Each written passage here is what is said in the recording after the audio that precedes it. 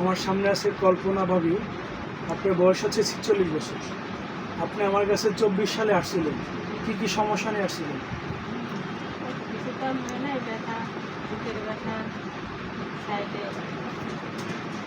আমি বলছি আপনার বাড়ি তো গাইবান্ধা, তাই না? 24 সালে আপনি আমার কাছ থেকে প্রথম ওষুধ নিয়েছেন। আপনার প্রথম বেশি সমস্যা ছিল সাদা স্রাবে, প্রচুর সাদা স্রাব ছিল, একটা ইনফেকশনের মতো ছিল এবং এখানে ঘা হয়ে গেছিলো।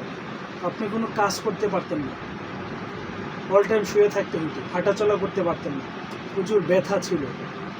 এখন কি এরকম প্রবলেম আছে?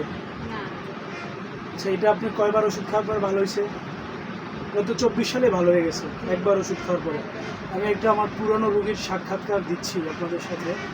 আর আপনার বাম সাইডের শোল্ডারে একটা ব্যথা ছিল, কাঁধে একটা ব্যথা ছিল, ওটা কি আছে? ওটা নাই। তারপর আপনার প্রস্রাবে একটা জ্বালা পোড়া ছিল, প্রস্রাব ক্লিয়ার হইতো না, প্রস্রাবে প্রচুর জ্বালা পোড়া হইতো, থাইমা থাইমা ঘন ঘন প্রস্রাব হইতো। এই সমস্যাগুলো এখন আছে? নাই। প্রস্রাবের দুর্গন্ধ হইতো প্রচুর, এখন তো এগুলো নাই। আর আপনার পায়খানা ছিল লুজ, আমসার ভাব ছিল, বদহজম ছিল, এই সমস্যাগুলো এখন আছে? এবং আপনার হাত পা জ্বালা পোড়া করতো, আমি এখানে সবগুলো লিখে রাখছি। জ্বালা পোড়া এখন আছে? তাহলে আপনি অনেক দিন পরে আমার কাছে আসছেন নাকি? প্রায় কয় বছর পরে আসছেন? 2-2.5 বছর পরে আসছেন। আপনি আমার কাছ থেকে 2-3 বার ওষুধ খাইছিলেন, খাওয়ার পরে আপনার এই সমস্যাগুলো সব ভালো হয়ে গেছে। আজকে আপনি কি কি সমস্যা নিয়ে আসছেন? বুকের ডান সাইডে ব্যথা হয়, আর কোমরের নিচের হাড়ে, কক্সিস হাড়ে ব্যথা, আর হাঁটুর জয়েন্টে ব্যথা। এই ব্যথাই আপনার মূল সমস্যা নাকি? এই সমস্যাগুলো নিয়ে আপনি আসছেন।